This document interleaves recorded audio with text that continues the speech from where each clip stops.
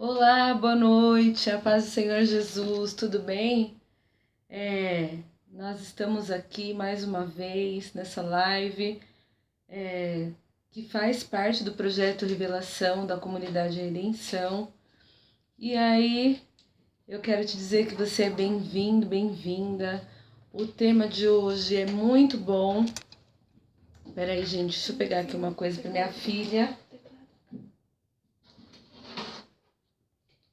Pronto, voltei. O tema de hoje é muito legal, muito interessante. A gente vai falar sobre Missio Dei, que é um tema que eu amo falar. Só um minuto. O carregador.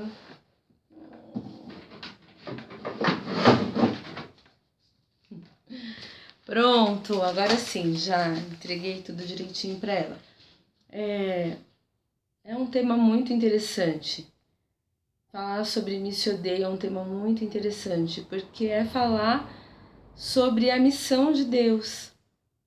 Então, o Senhor tem uma missão, né? O Senhor tem uma missão e essa missão de Deus é o tema da palavra, né? Então, o que a palavra nos conta?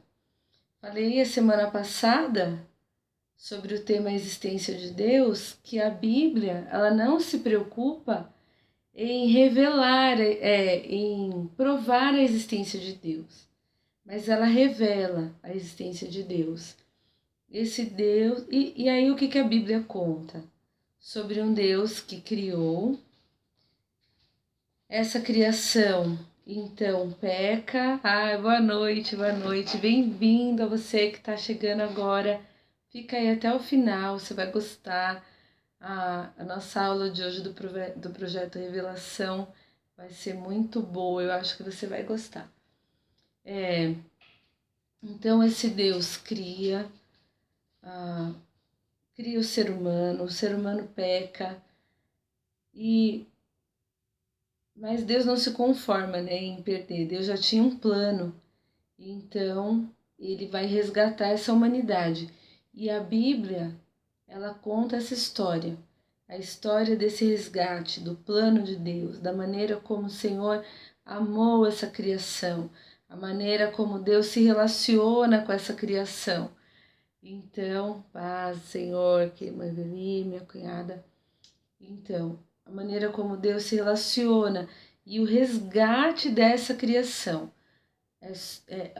A Bíblia, o tema da Bíblia é esse: o envio de Deus, a maneira como o Senhor lida com o mundo criado por Ele, o universo criado por Ele e o resgate, né? Então, nós vamos entender um pouquinho mais sobre isso. E aí, nós vamos orar, né? Para você que está chegando agora, paz, loirinha, paz, irmã Lenice, sua linda, paz do Senhor, irmã Eveli. Nós vamos orar e vamos dar início à nossa aula, ok? Amém? Então vai, ora comigo e já deixa sua Bíblia aberta no Evangelho de João, capítulo 13, tá bom? Vamos lá.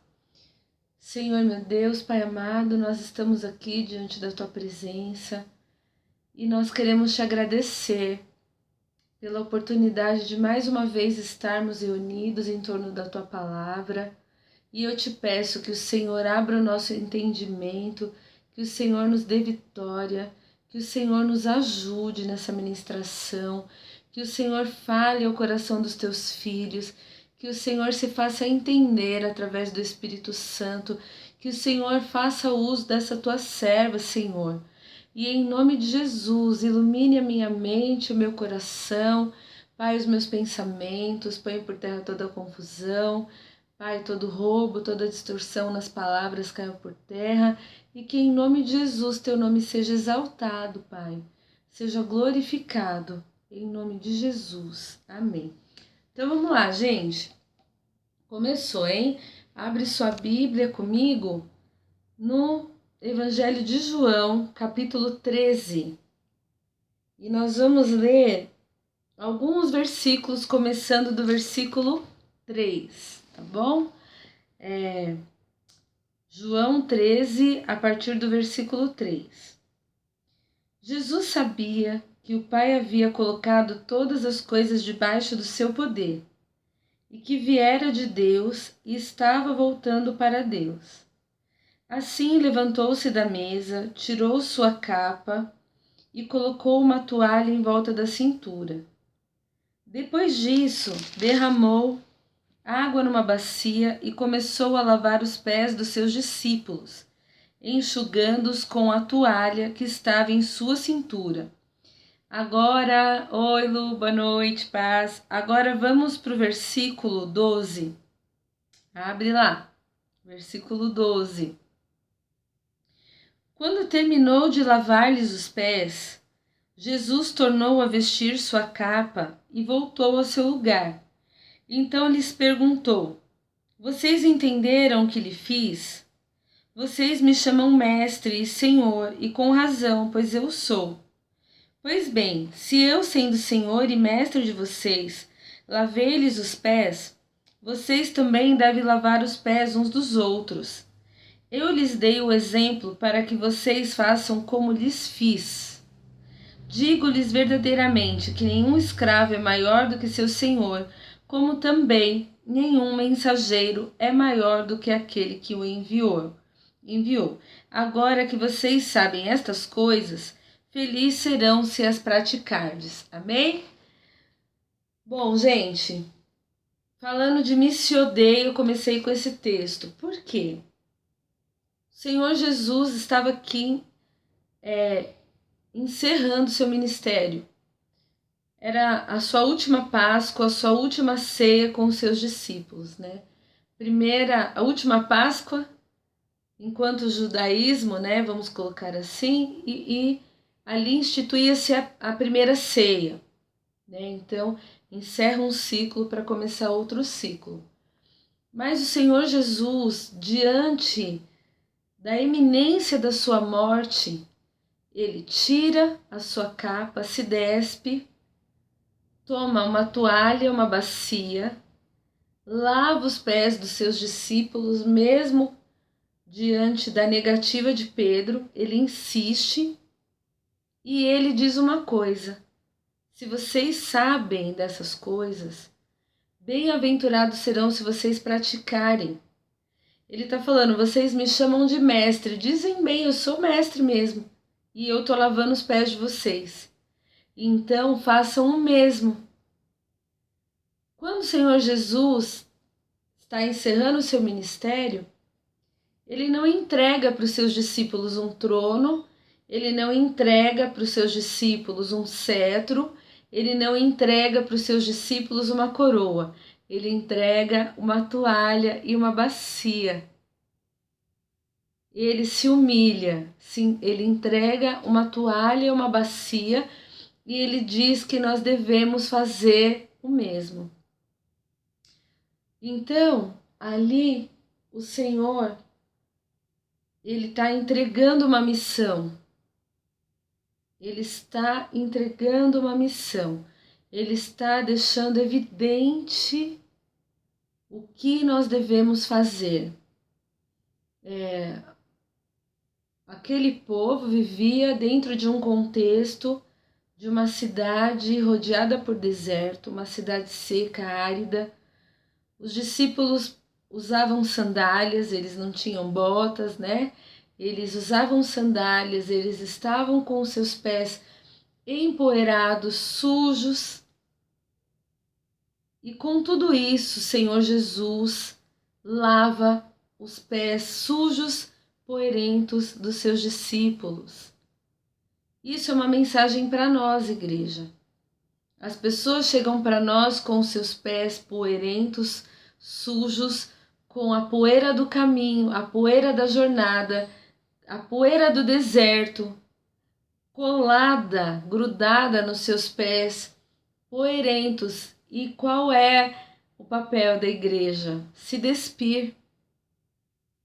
Abrir mão dos seus títulos. Ele está reconhecendo, eu sou rabi mesmo. Quando vocês me chamam de mestre, vocês estão fazendo certo. Eu sou mestre, Mas como mestre, eu estou me abaixando e lavando seus pés. Façam o mesmo. Então, o que Deus espera de nós? Que a gente abra mão dos nossos títulos, que a gente abra mão das nossas formalidades, que a gente abra mão. E como ele fez, a gente curve os nossos joelhos e lave os pés sujos, empoeirados das pessoas que chegam até nós. Peraí, deixa eu só voltar aqui, meu esboço. A gente não para perceber isso, mas o envio, ele é tema recorrente na palavra. O envio é um tema recorrente na palavra. Eu falo que eu sempre gosto de falar sobre o jardim, né? E eu entendo que é importante falarmos do jardim, porque tudo começou lá. Quando Adão abre o olho e vê Deus, né? Nós falamos disso a semana passada. O Senhor já deu ali um trabalho. Já envolveu Adão no seu trabalho. Então Deus tinha criado tudo. Tinha criado todos os animais, mas quem dá o nome para esses animais é Adão. Deus envolve ele no seu trabalho. Depois, Deus cria Eva, entrega ela para Adão e fala assim: governem, povoem a terra, reproduzam, encham o jardim, governem, cuidem do jardim. É missão. O Senhor está dando uma missão para aquele casal: povoar, governar, participar da obra. O Senhor não deu um bercinho, uma cama, um quarto, almofadas fofas e disse assim: olha, vocês são os meus filhos queridos, eu criei vocês, eu amo tanto vocês, eu dei o fôlego de vida, eu soprei nas narinas de vocês, eu criei vocês à minha imagem. E eu amo tanto vocês que vocês vão ficar deitados aqui nessas almofadas fofas, nesse quarto, nessa caminha gostosa, e tudo que vocês precisam eu vou dar na mão. Não. O Senhor deu um trabalho, um jardim para aquele casal governar. O Senhor estabeleceu que eles tinham que trabalhar, que eles tinham que lidar com a criação, que eles tinham que administrar o jardim, o casamento deles e o jardim.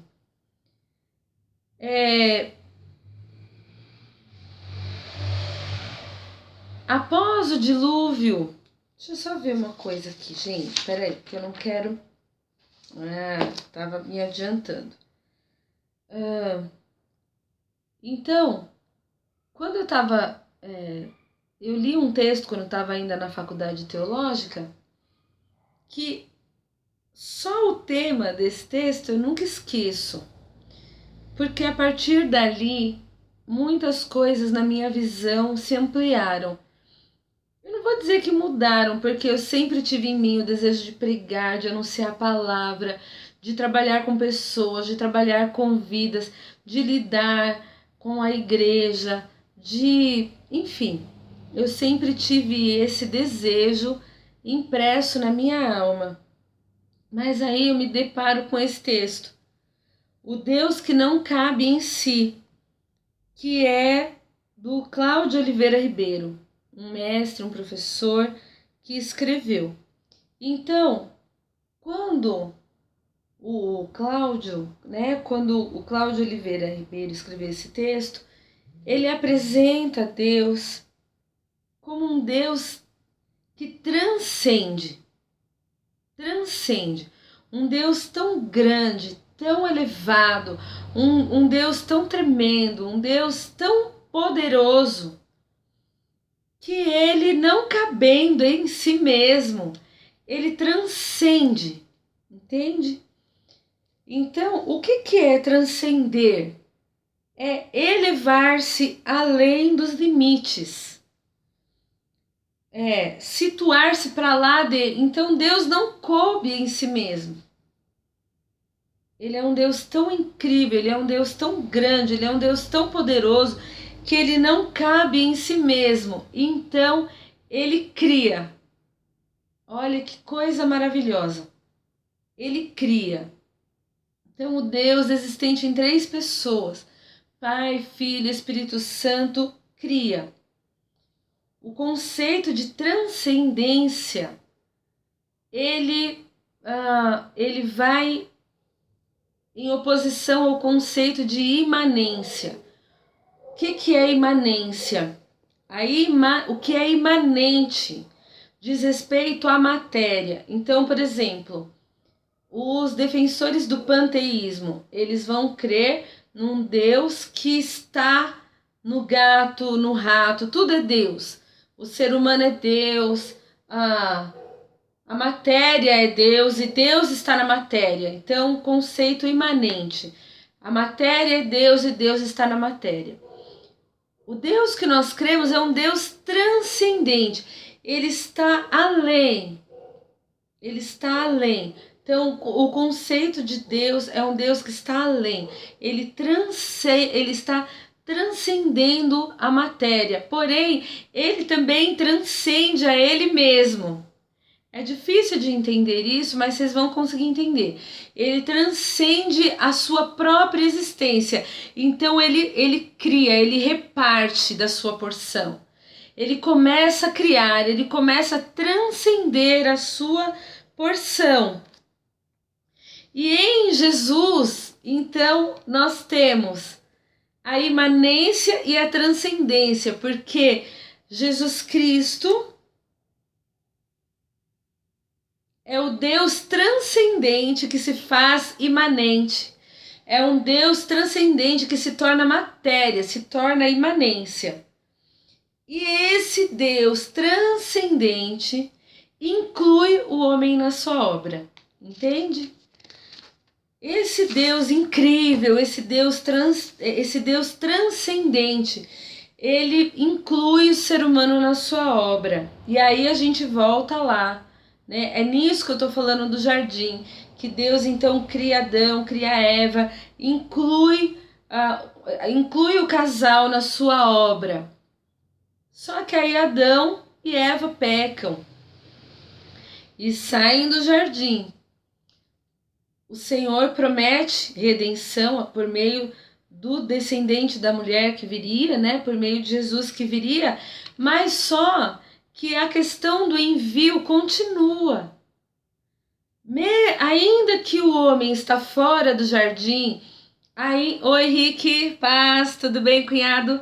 Ainda que o ser humano está fora do jardim, está fora dessa presença direta com o Criador, no sentido que Deus se torna invisível diante do homem, mas o Senhor continua contando com o ser humano para executar a sua obra. Deus continua incluindo o homem na sua obra, continua contando com o ser humano para concluir a sua obra. Então, no dilúvio, Deus chama Noé. Deus se arrepende de ter criado o homem, mas ele chama Noé. Então, o que essa obra de Deus abrange, né? Qual a abrangência dessa obra em relação a nós? Primeira coisa é a chamada. A primeira coisa evidente na obra de Deus no ser humano é a chamada. Então, primeiro Deus chama Noé. Noé, eu vou acabar com tudo, mas eu vou conservar a sua família. Faz para mim uma arca. Então, primeira coisa é a chamada. A segunda coisa evidente na Missio Dei, na missão de Deus, no trabalho de Deus, que Deus inclui o homem, é o preparo. O Senhor não vai mandar ninguém sem preparar essa pessoa. O Senhor não vai enviar ninguém sem preparar antes. O Senhor não vai te enviar para uma missão para a qual Ele não te preparou. Então, qual foi o tempo de preparo de Noé? A construção da arca. Ele fica ali construindo aquela arca. Ele leva 120 anos para construir aquela arca. Enquanto isso, Deus está trabalhando. Deus está trabalhando. Depois, o dilúvio vem. Noé está ali na arca. Está aprendendo, está ouvindo Deus, está lidando com os bichos, está alimentando os bichos, está fazendo ali a vontade do Senhor. Mas não acaba ali. Então, ali na arca é o momento da edificação daquela fé. É o momento em que aquele trabalho é posto em prática, mas também é o momento em que ele está ali diretamente com Deus. Ele sai da arca, ele fica 1 ano dentro da arca, ele sai da arca, ele oferece um culto a Deus, ele oferece sacrifício a Deus. E depois, o que acontece? Deus envia. Deus fala assim, olha, espalhem-se. Povoem a terra, espalhem-se. Entendem? Em todo projeto, lembrei da palavra, em todo projeto de Deus para com a humanidade e também no nosso particular, enquanto ministros da palavra, enquanto cristãos, vai incluir essas 3 partes: a chamada, o preparo e o envio. Vai incluir essas 3 fases, não vai fugir disso: chamado, preparo e envio. Depois, a gente caminha um pouquinho na história, nós vamos chegar até Abrão. Deus vai lá, chama Abrão. Abrão, sai da tua terra, do meio da tua parentela, da casa do teu pai, para uma terra em que eu te enviarei. Mesma coisa, Deus chama Abraão, prepara Abraão, dá uma palavra para Abraão, empodera Abraão e agora vai. Vai aí, onde você pisar a planta do teu pé é teu.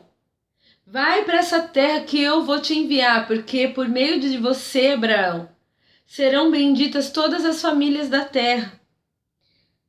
Vamos caminhar. Aí Abraão vai, tem seus filhos, tem Isaac, depois Isaac tem Jacó forma as 12 tribos de Israel, eles vão parar no Egito, toda aquela história que a gente conhece. O que acontece? A gente caminha um pouquinho, chega em Moisés. A mesma coisa. Deus tem uma chamada para Moisés, preserva a vida de Moisés. Moisés não morre quando ele nasce, é criado pela filha de Faraó, foge, né? Mata um egípcio, foge, fica 40 anos habitando com o sogro dele no deserto. O que Deus está fazendo, gente? Preparando Moisés. Depois Deus fala assim, volta lá, porque eu tenho uma obra para fazer, você vai tirar o meu povo do Egito. Então, é a mesma coisa, chamada, preparo e envio. Chamada, preparo e envio. Elias, Deus chamou, preparou, enviou. Todos esses homens de Deus passaram pelo chamada, preparo e envio. Davi, Deus chama Davi quando ele ainda é jovem, quando ele ainda é um adolescente. Você vai ser rei. Ele é ungido como rei, mas ele recebeu a coroa logo em seguida, a sua unção? Não. Ele teve que lutar com exércitos inimigos, ele teve que lutar contra a inveja de Saul, ele teve que passar por muitas batalhas até que de fato ele se tornasse rei. Então é a mesma coisa, chamada, preparo e envio. Na vida de todos esses homens de Deus, eles passaram pelo mesmo processo, até Débora, que foi a única mulher que foi juíza e profetisa. Ela passou por um tempo julgando Israel, sentada debaixo de uma árvore. Ela recebe a chamada quando ela vê a situação, aquela situação caótica, doeu no coração de Débora. Está escrito isso em Juízes 5. Ela se levanta como mãe Israel, chamada de Deus. Deus incomodou, o Espírito Santo incomodou aquela mulher. As coisas não podem ficar como estão. E aí ela passa por um momento de preparo ali, julgando o povo debaixo de uma árvore, até que ela vai à frente do exército junto com o comandante do exército de Israel. Chamada, preparo e envio. O Senhor nos inclui na sua missão. O Senhor inclui o ser humano nos seus projetos. O Senhor conta conosco para realizar a sua obra. Por quê? Porque Ele quer, porque Ele é Deus, porque Ele transcende. Ele não cabe em si mesmo, então Ele transcende e nos abraça, nos envolve, nos chama para realizar a sua missão. Ah, que coisa maravilhosa! Que coisa maravilhosa! E aí, igreja, qual é o maior exemplo de envio? É o do próprio Deus. João 3,16. Porque Deus amou o mundo de tal maneira que deu o seu Filho unigênito, para que todo aquele que nele crê não morra, mas tenha a vida eterna. Então o Senhor enviou Jesus. O Senhor enviou Jesus. Lembra que eu falei no comecinho da aula? O Deus transcendente se torna imanente por meio de Jesus, ele se materializa por meio de Jesus, ele se torna matéria humana por meio de Jesus, para resgatar, para concluir o trabalho de Deus Pai. Então, nós temos esse exemplo de que tudo que Deus faz envolve envio por meio de Jesus. Ele enviou Jesus para concluir essa obra redentora, essa obra salvadora. E aí nós chegamos a nós, igreja. Nós chegamos a nós. Entenda esse quebra-cabeça se formando. Deus Pai envia o Deus Filho. Jesus vem, nasce, vive no mundo, morre na cruz, ressuscita ao terceiro dia, volta para a presença do Pai. Ambos enviam o Deus Espírito Santo. O Deus Espírito Santo habita no meio da igreja, habita o cristão, habita a nossa vida. E os três nos enviam. Os três enviam a igreja a realizar a sua obra. Olha que coisa maravilhosa. Os três nos capacitam a realizar a obra de Deus e nos envolvem na obra de Deus. Bom, eu falei que nós chegamos na igreja. Nós falamos que chegamos na igreja. Mas antes, nós vamos voltar um pouquinho. Antes da gente falar da igreja, eu quero fazer uma reflexão com você, tá?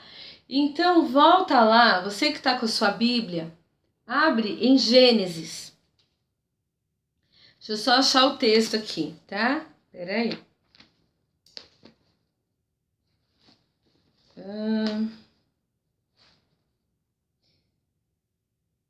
Olha aqui. Gênesis capítulo 9, versículo 1. Deus abençoou Noé e seus filhos, dizendo-lhes: sejam férteis, multipliquem-se, encham a terra. Certo? Saiam desse lugar aqui. Multipliquem-se, encham a terra, se espalhem. Vão se espalhar por aí. Foi isso que Deus disse, ok? Bom, agora vamos adiantar um pouquinho. Espera aí, gente. Eu vou chegar lá.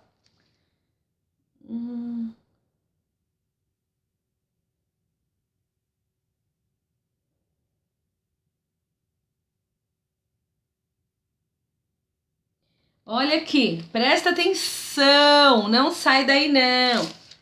Deus está falando, Gênesis 11. Gênesis 11, a partir do versículo 1.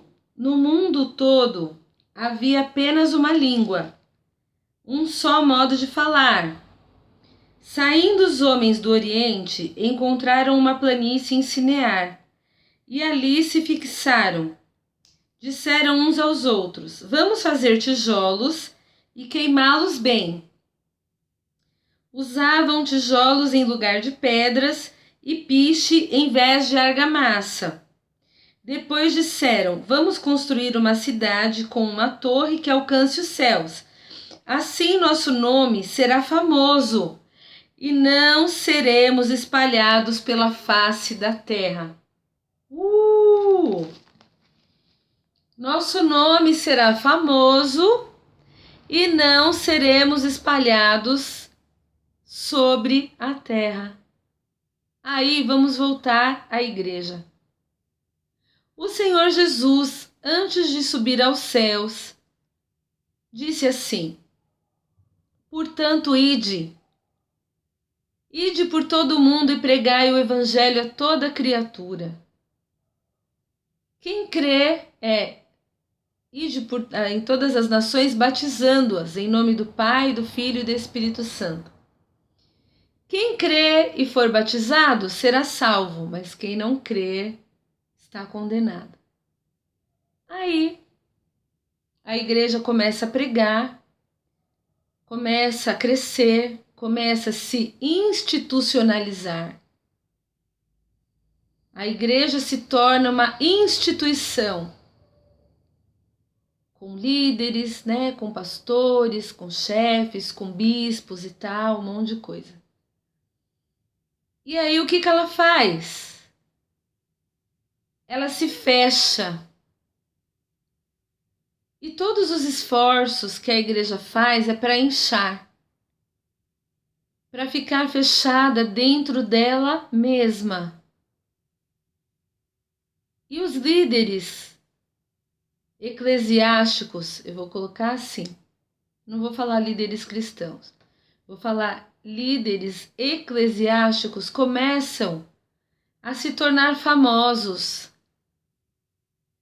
a criar fama, a se tornar famosos mesmo, a erguer o seu próprio nome e proibir que o rebanho se espalhe. Proibir que você saia das quatro paredes e vá viver o ID. Vá viver o ID. Vai ser relevante na obra. E quando nós observamos a história, nós podemos perceber que os grandes homens e mulheres de Deus no campo da missão, que tiveram destaque enquanto missionários, tiveram grandes problemas com a sua denominação. Então, por exemplo, o missionário que começou Jocum, Jovens com uma Missão. Então, é um trabalho missionário que começou lá nos Estados Unidos, que se espalhou pelo mundo todo. Ele teve uma visão em que ele via ondas de missionários sobre o mapa o mapa mundi, né? Caminhando sobre o mapa mundi. Ele teve essa visão de ondas de missionários caminhando sobre o mapa mundi. E ele começou então a desenvolver um trabalho missionário. Quando ele foi compartilhar essa visão com a sua liderança, não vou citar aqui qual igreja ele fazia parte, se você tiver essa curiosidade, estude a biografia, né, dessa organização missionária, Jovens com uma Missão, você vai ver que a denominação dele não apoiou. Não apoiou. E ele teve que sair. Ele teve que sair para dar continuidade à visão que o Senhor deu para ele. Teve um outro missionário também que ele pregou na China. Se não me falha a memória, no século XVIII, o John Hus. John Hus ou John Hudson? John Hus. Ele foi para a China, ele era um inglês e ele foi pregar lá para os chineses e ele tinha muita dificuldade de entrar nos povoados, de pregar a palavra, de ensinar aquele povo, porque ele era totalmente diferente daquelas pessoas. Ele era totalmente diferente daquelas pessoas. E aí ele teve um start, ele teve um direcionamento do Espírito Santo. Então ele se veste de chinês. Então, quem assiste filme de Kung Fu já viu um penteadinho que eles fazem só um rabinho aqui, raspam a cabeça do lado, né? Hoje até que tá na moda, que é o coque samurai. Ele faz aquele penteado lá, só que a gente tá falando do século XVIII, né? Então ele começa a se vestir como os chineses, ele corta o cabelo, ele igual os chineses, e aí o que acontece? Ele tem êxito. Ele começa a pregar, ele começa a ganhar muitas almas e ter acesso a muitos povoados no interior da China, que era uma população completamente fechada. E aí o que acontece? Quando ele se depara, né, com os patriotas dele, que também estavam dizendo que estavam lá fazendo missões na China, ele sofre duras críticas. Porque as pessoas dizem, para que isso? Para que isso? Por que disso? Não é necessário nada disso. Então, a gente percebe uma coisa. Primeiro, missões está no coração de Deus. Missão é ardente no coração de Deus. A Bíblia trabalha em todo o seu conteúdo com envio. Todo o seu conteúdo com envio. Quando a gente pesquisa e lê e medita na biografia do apóstolo Paulo, a gente vê que ele entendeu isso perfeitamente. Ele tinha laços de amor com todas as comunidades por onde ele passou, por todas as comunidades que ele edificou, com todas as igrejas que ele plantou. Mas ele não fincou âncora em nenhuma delas. Ele não fica ali fincado, ele não lança âncora em nenhuma delas. Ele começa ali uma missão, ele levanta líderes, ele ensina aquelas pessoas, ele prega a palavra, ele através, né, do seu ministério profético, pessoas são batizadas com o Espírito Santo, ele empodera aquele povo e depois ele parte. Ele vai abrir novas frentes. Ele vai para outros lugares pregar. Então, quando a igreja resiste ao envio, quando a igreja faz oposição, quando a igreja não incentiva, que missionários sejam levantados dentro, né, da sua denominação. A quem a quem ela se assemelha? A Deus ou aquelas pessoas que começaram ali a Torre de Babel,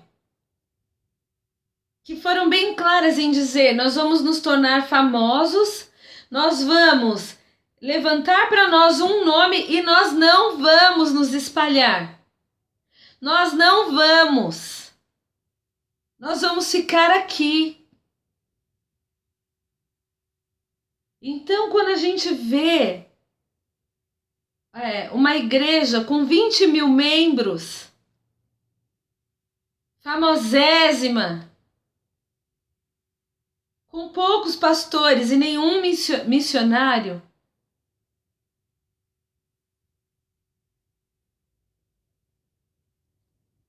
eu fiz uma pausa dramática, que é para você analisar, que é para você pensar. A quem essa igreja está se assemelhando?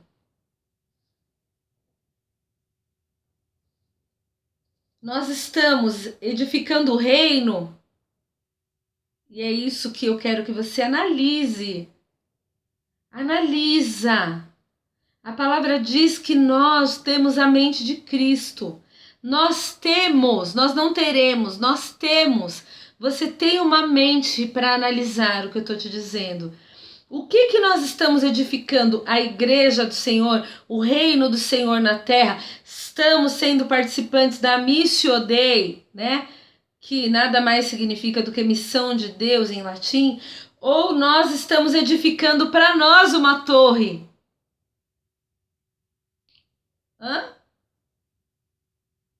Nós estamos edificando para nós uma torre para tornar famoso o nosso nome?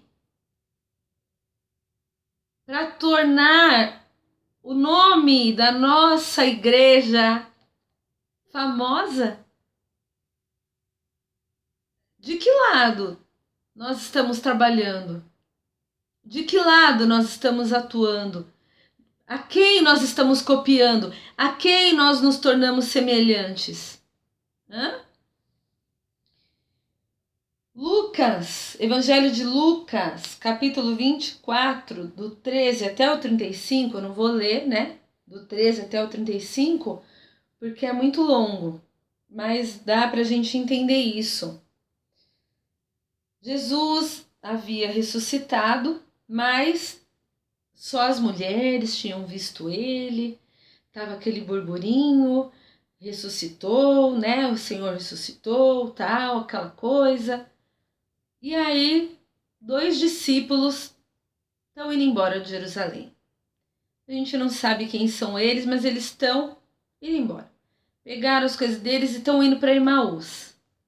Aí, no caminho, aparece um viajante. Oh, aleluia. E eles estão falando, estão indignados. Como aconteceu uma coisa dessa? E, nossa, nós pensamos que ele era o Cristo e tal. E aí Jesus pergunta: o que vocês estão falando? Vocês estão falando de quê? E aí eles começam a falar: não é possível que você não sabe. Em que mundo você estava? A gente está falando de Jesus, varão valoroso, poderoso em obras. Foi morto na cruz, hoje é o 3º dia que ele morreu. E nós pensamos que era ele que ia restaurar Israel. E aí o Senhor Jesus fala assim: vocês não entendem nada, gente. Vocês são muito tardios para entender. E o Senhor Jesus começa a ensinar que convinha que tudo aquilo acontecesse. E o Senhor Jesus vai falando, ensinando para eles. E eles chegaram no lugar. Quando eles chegam na casa, eles falam assim. Aí Jesus finge que vai adiante. E eles: não, entra aqui. Vamos comer com a gente, vamos cear com a gente. E o Senhor Jesus entra, senta e partilha o pão. Aleluia. Quando Jesus partilha o pão, eles entendem, eles descobrem aquele ali era Jesus. E aí quando Jesus some na frente deles e eles voltam correndo para anunciar aos discípulos que Jesus ressuscitou. O que isso tem a ver com envio? Eles estão indo no caminho, eles estão sendo preparados. O Senhor Jesus está revelando para eles a verdade da palavra. Eles mesmos falam assim, gente, logo vi, nosso coração estava queimando quando ele estava falando da palavra. Nosso coração ardia. Seu coração não estava ardendo? Tava, cara, meu também estava ardendo. Eles estavam sendo preparados pelo Senhor. Quando eles sentam à mesa com o estrangeiro para compartilhar o pão com o estrangeiro, Jesus se revela. Você quer que Jesus se revele? Compartilhe a palavra. Você quer que Jesus se revele para você? Compartilhe o reino. Você quer que Jesus se revele na sua vida? Participe da missão. Você quer que Jesus seja evidente? Você quer ter revelação de Deus na sua vida? Partilhe a palavra. Porque o apóstolo Paulo diz em Romanos, eu não me envergonho, Romanos 1, 16, 17, eu não me envergonho do evangelho de Cristo, pois o evangelho é poder para todo aquele que crê, primeiro o judeu e depois do grego. Você quer ter poder na sua vida? Oh, aleluia! Partilhe o evangelho, partilhe o pão que é a palavra, aleluia! E a palavra é Jesus. Oh, aleluia! Quando você partilhar o evangelho, o Senhor Jesus vai se revelar para você. Aleluia! Aí o que acontece com aqueles discípulos? Eles voltam correndo para Jerusalém para anunciar que Jesus ressuscitou. Existe uma palavra em nós e ela precisa ser compartilhada, ela precisa ser revelada, aleluia. Existe uma mensagem aí em você e ela precisa ser compartilhada. Nós precisamos fazer parte da missão de Deus, porque o Deus que transcende nos incluiu na sua missão. Aleluia! Quando eles partilharam do pão com o estrangeiro, eles foram iluminados. Jesus está vivo. Aleluia. Você quer ser iluminado no seu entendimento? Você quer que a sua visão se abra, que o seu entendimento se abra, que os seus olhos se abram? Partilhe a palavra, porque ela é poder. Ei, aleluia. Louvado seja Deus. E eu vou te falar uma coisa. A obra de Deus não acaba nunca. Ai, aleluia. Eu vou ter que acabar com a sua graça, derrubar você da nuvem. Você que está pensando que lá no céu você vai receber uma almofada, vai se deitar tocando harpinha, vai ficar lá. Não. Não. Porque a palavra do Senhor diz em Apocalipse: e haverá novos céus e nova terra. O Senhor vai recriar. O que, pastora Renata? Não sei, é mistério. Mas ele vai recriar. E no milênio ele vai nos incluir na sua obra. Nós trabalharemos para ele no milênio. E depois do milênio, quando ele recriar, ele vai nos incluir. Será que eu serei professora no milênio? Não sei. Será que a irmã Evelir Vai ensinar as crianças no milênio? Não sei. Aleluia. Será que a irmã Eveli vai tocar trompa no milênio? Vai tocar na orquestra? Não sei. Mas uma coisa eu sei. O Senhor nos inclui na sua missão. Nós seremos carne da carne de Jesus. Nós seremos testemunha a toda a criação do amor de Deus, que Deus é capaz de restaurar, de recriar, de restaurar, de fazer novas todas as coisas, de amar o pecador. Nós seremos testemunhas vivas da obra redentora de Jesus na eternidade. Aleluia! Na eternidade nós seremos testemunhas ao olhar para nós, a nova criação de Deus. Vai saber do amor do nosso Deus, da bondade do nosso Deus. Nós sempre, aleluia. Oi, Thalita. Nós sempre estaremos incluídos na missão de Deus.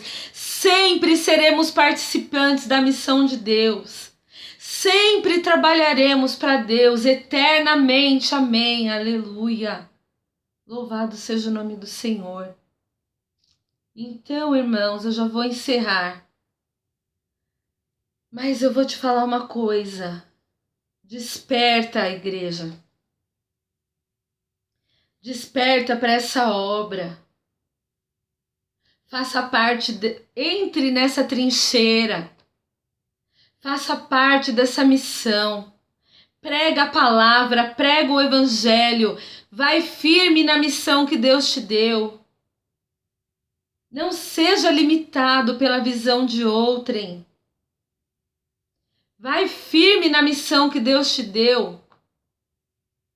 Faça parte desse exército, aleluia. Porque se o pastor que iniciou a Jocum tivesse parado quando disseram para ele não, milhões e milhões de vidas deixariam de ser alcançadas, deixariam de ser transformadas, deixariam de ter conhecimento de Cristo. Então, faça parte da missão. Eu oro para que hoje, você que entendeu essa mensagem, faça essa oração.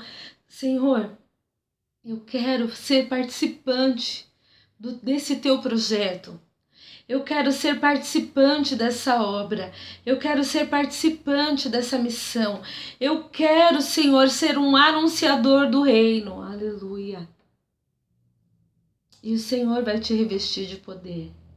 Porque o evangelho é poder, é vida, é salvação a todo aquele que crê.